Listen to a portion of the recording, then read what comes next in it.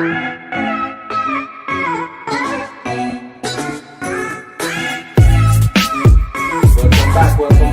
back, family. This right here is part 2 of the lecture, The Truth About Jesus Christ, which from the first lecture you saw incorporated the whole deal about slavery. We ended on this slide because we just took a trad, as the Rastaman would say, took a trad down the secular road historically to see whether there was any evidence of this man who really existed. We came across 2 individuals and we showed that both of these documents were fraudulent. So we have gone into history, gone into all other books, and we can't seem to find these individuals. Let's just for a second go back to the book which told us about him, which is the Bible, and see if from the Bible we can attest and come up with, some kind of evidence in regards to this individual's existence.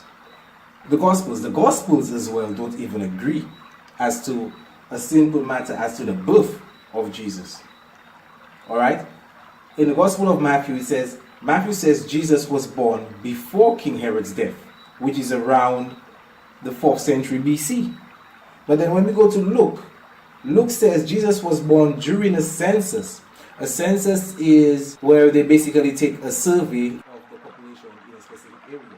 So Luke says Jesus was born during a census, a survey dated by historians to 6th century AD. Right? 4th BC, 6th century AD. 10 years after the death of King Herod. So the dates as to the birth of Jesus don't agree, according to the Gospels, alright, that Christians will take to be the inherited word of God and that there are no contradictions whatsoever. There's a contradiction right there. In Matthew, it also goes on to say, Matthew said that the family fled to Egypt to flee from King Herod.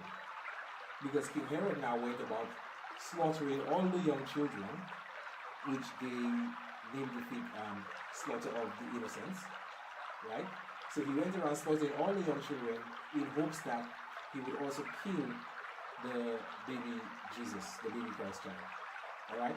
But what is funny about this is the slaughter of the innocents is identical to an earlier mythos, and that being in Hinduism, where the evil tyrant Kamsa, right, killed all the children in an attempt to kill the baby Krishna. So that is questionable right there. Why is this story basically almost the same with an earlier mythos from around 1400 BC? But let's just go on. So he says that the family had to flee to Egypt to flee from King Herod. But Luke says after Jesus was born, he was taken straight to the temple and proclaimed to be the Messiah. So Herod would have known about him straight away. Another contradiction right there. Alright? It's all contradiction, and we can't even come up with a birth date of Jesus. So the one document that they take it as proof doesn't agree, not even as the birth, they don't even agree where he went to when he was born. It's only Matthew that speaks about the slaughter of the innocents. So what really is going on? So we can see that there is no concrete evidence for this individual's existence. Moving along, another example where the Gospels don't agree or where it doesn't make any sense historically.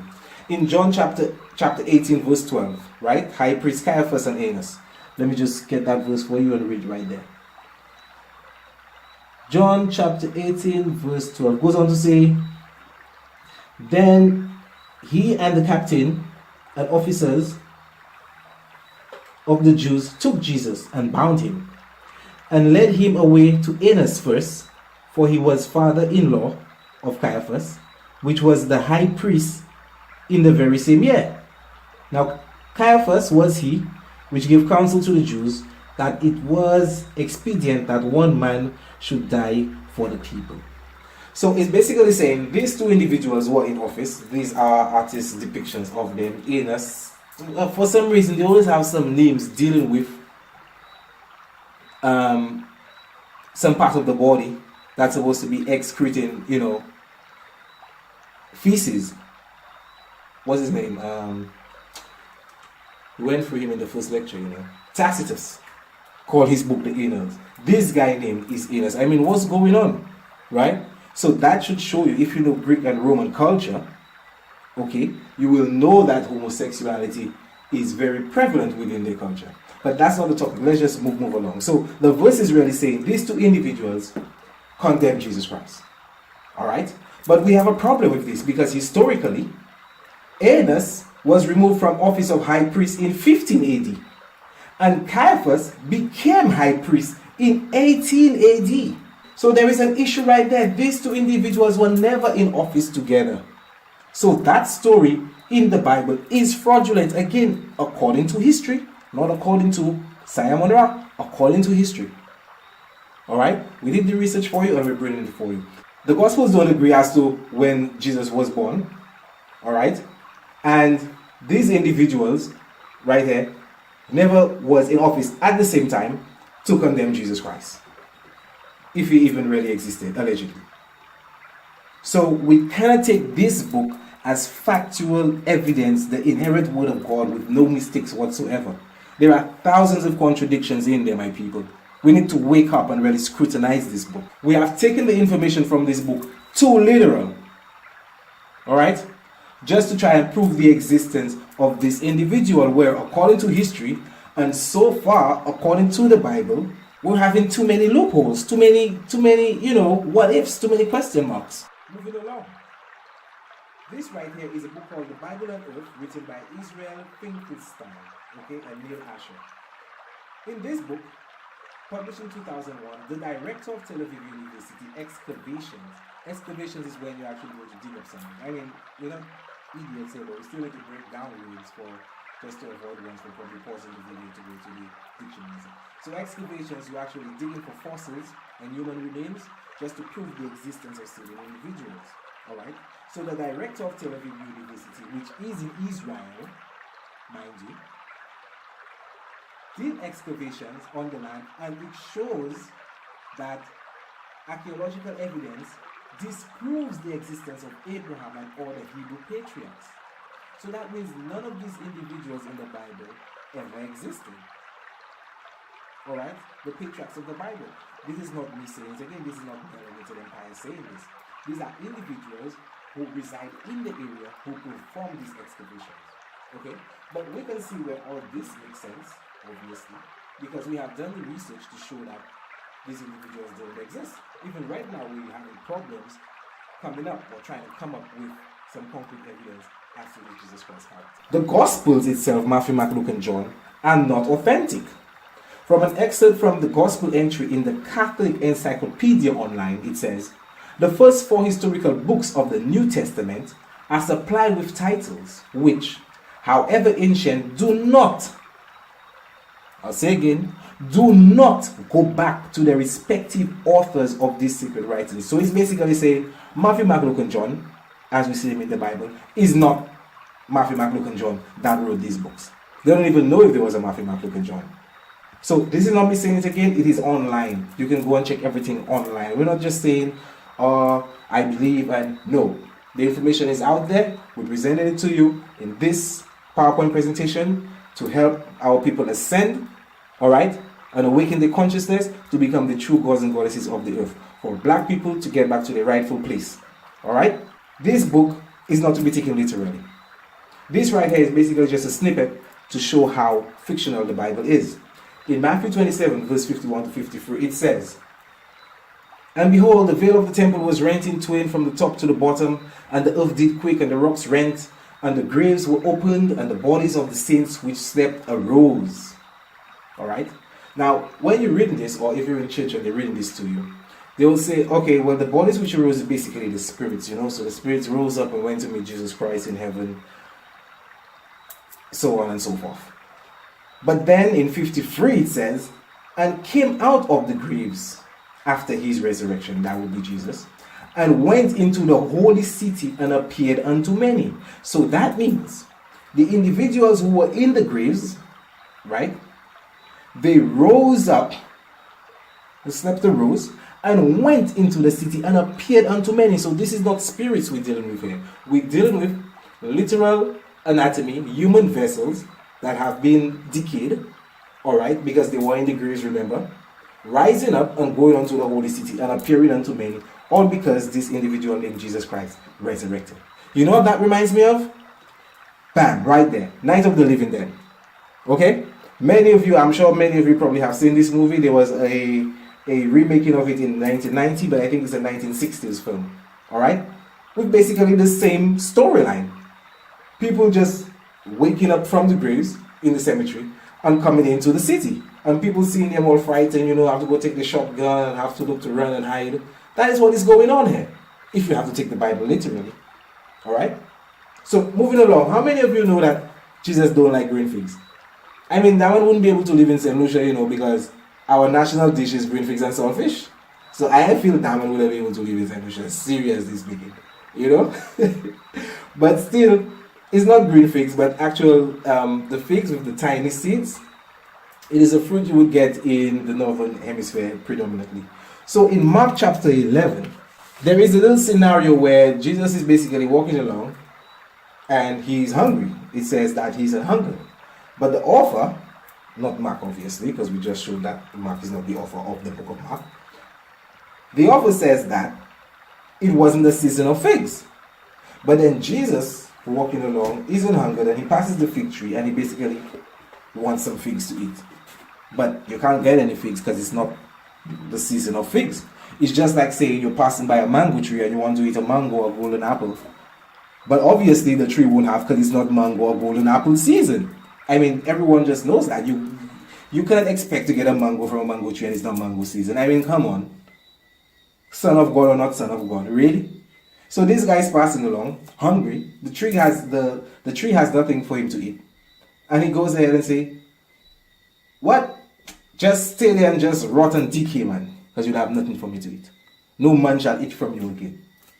So, was that really a show off of your power? Huh?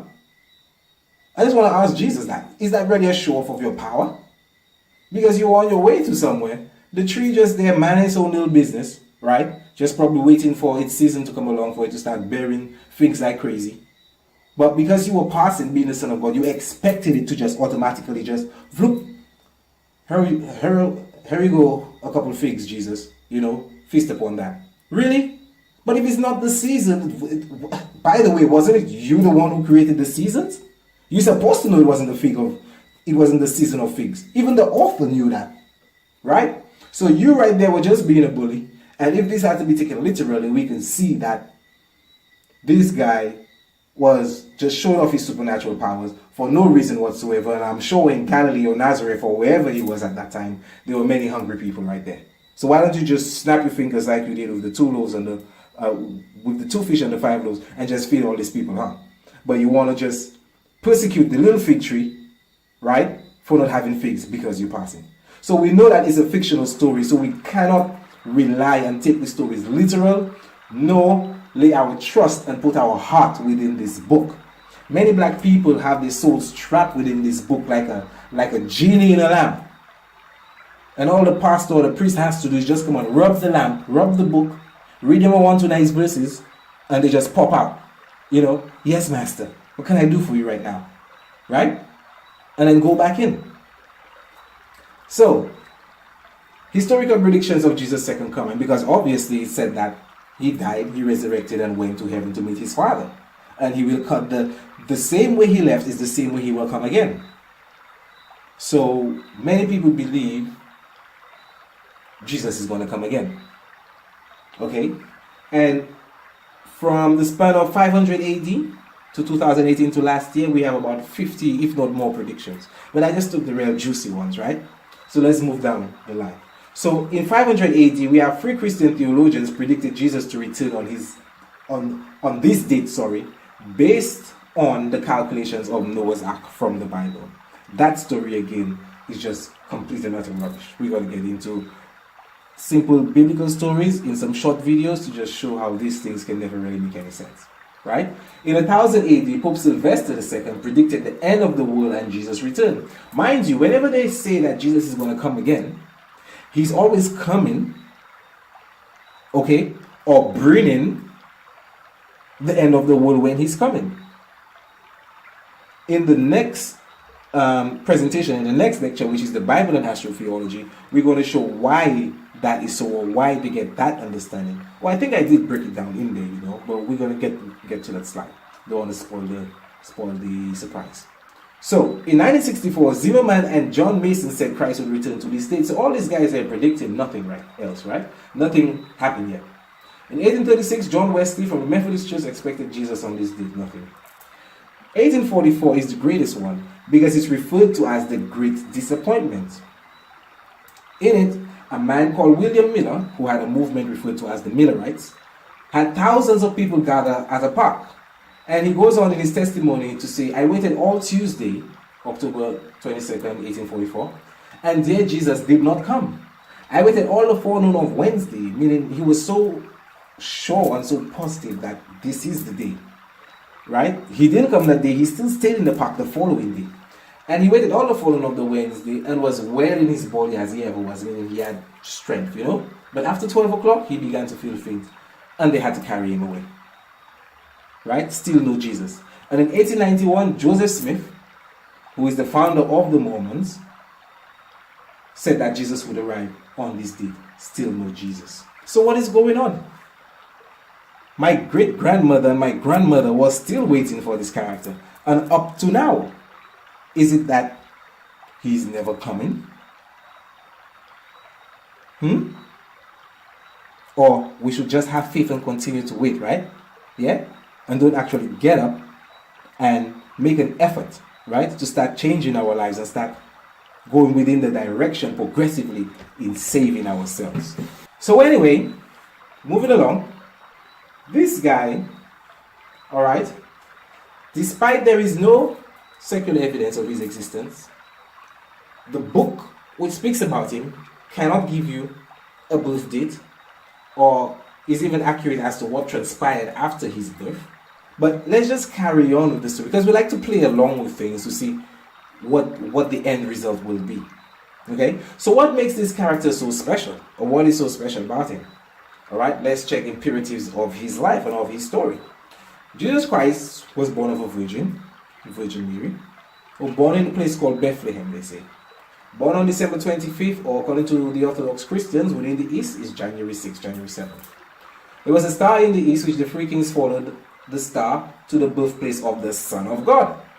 That's what Jesus is. At the age of 12, he went into the temples and he was called the Most High. At age 30, he began his ministry. Alright, he performed miracles including feeding 5,000 people with 2 fish and 5 bread. He had 12 disciples, he was crucified, dead for 3 days, and he was resurrected. Wow. Jesus the Christ. But these attributes are not only exclusive to Jesus Christ. While conducting this research, there were plenty of world saviors. If we read the book, The 16 Crucified Saviors, okay, by one Kirsty Graves, you will see that there were 50 or 16 individuals before Jesus Christ. I mean, there were many saviors, but we're just looking at saviors who actually resurrected, okay, and performed these miracles. There were different saviors who actually drank wine and rode donkeys, but we're not just speaking about that. We like to go with the fundamental imperatives, all right? Now, this right here, for any of you who know this, if you're a melanated individual, you should know about this story. There is no excuse in this day and age. But if you don't know, we're just going to take a quick rundown. This right here is the original Trinity. This right here is the original Trinity. This is Usa, the father, Oset, the mother, and Heru, who is the son. In the Greek vernacular, Osiris, Isis, and Horus. This right here is a depiction of Isis with the baby Horus. Alright? This is Horus again, this is Isis, and this is Osiris. So who is Heru, or who is Horus in the Greek vernacular? Heru is the offspring, alright, of Isis and Osiris. So within the Kemetic mythos, or Kemetic spirituality, spiritual understanding within the deeper sciences of creation, Heru was always depicted with the head of a falcon, the head of a bird, the head of a hawk, right? But anyone who knows Kemetic spirituality would know that Heru, or Horus, is symbolic of the sun. in the sky, which is why they refer to the very distant line where the sky meets the sea, where the sky meets the ocean, the horizon, because that is where Heru or Horus rises. So it's Horus rising, horizon.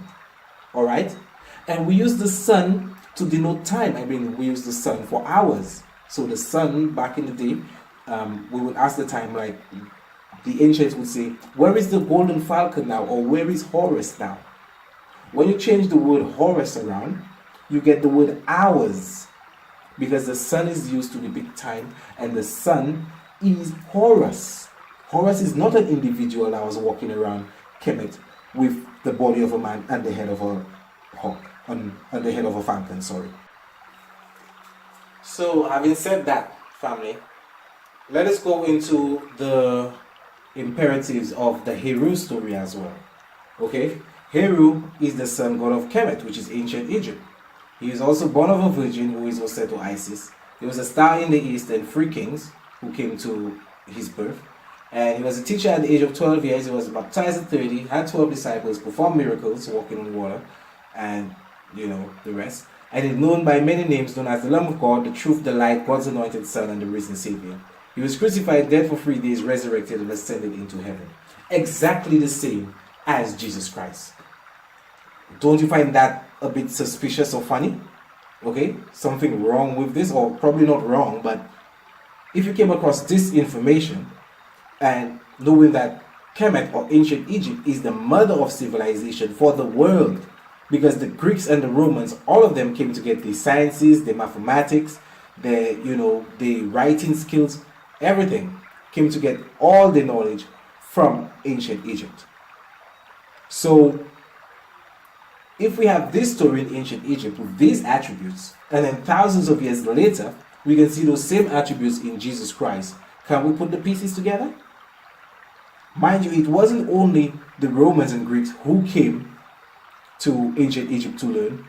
All races came to Egypt to learn. Okay? We have Mithra, who is the Indo-Iranian deity, who has basically the same attributes. Alright? Being born on the 25th, dead for 3 days and resurrected. Okay? We have Dionysus within the Greek mythos, 1300 BC. We have Attis also in the Greek mythos at 1250 BC. And if you remember earlier, I mentioned the slaughter of the innocents, how the evil Kamsa wanted to kill or killed all the children in an effort to kill the baby Krishna. Krishna, the nativity of Krishna as well, is almost identical to that of Jesus Christ, and he is 700 BC.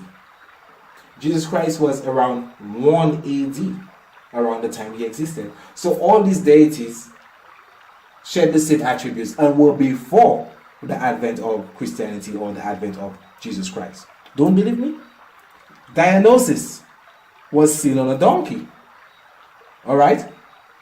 We can remember Jesus coming through the village, sitting on an ass on a donkey, and the people throwing the palm branches and saying Hosanna, something, something, something. But that's not original. Look, Dionysus is on a donkey. And a symbol of Christianity that all of them stand by. I've seen many statues, and my strength is in the cross, and the cross will redeem me, and the cross, the cross, the cross. First of all, if we have to take the cross literally, okay, this is the image of your alleged savior. This is the contraption which killed your alleged savior. Alright? Why would you want to have that contraption hanging around your neck if you firmly believe that is what happened? It's like saying if Jesus died by a car accident, you can have an image of the car hitting the man in a pendant on a chain. Does that make any sense? So will the car now be your symbol of salvation? So we need to stop going around with this, and we need to wake up, family. So we can see here Attis from the Greek mythos was also seen on the cross, which they call Bacchus, this whole stone. Alright? So it's nothing original. Nothing original. We need to wake up. And as I identified earlier, you will get a history breakdown of these deities and more within this book by Kirsty Graves, Christianity Before Christ, the World's 16 Crucified Saviors. So we're going to seal up the second part right here, family. In the third part, we're going to touch upon why all those savior figures from Hero down, Krishna, Dionysus, Attis, Jesus Christ, why all of them carried those attributes of being born of a virgin, the star in the east and the three kings and the miracles, being dead and resurrected 3 days and so forth and so forth. In the third part, we're really going to give the grand reveal of why and how all of this links up. Remember, all of it began in the birthplace, the land of the gods and goddesses. It is the very first place mentioned in the alleged holy book, which really, when it translated, just means sandpapers. Alright, family, so I hope you enjoyed this short presentation. Not going to make them too long, and we're going to break it down, the last part of this lecture, into a third part video. Thanks for being with us. Peace.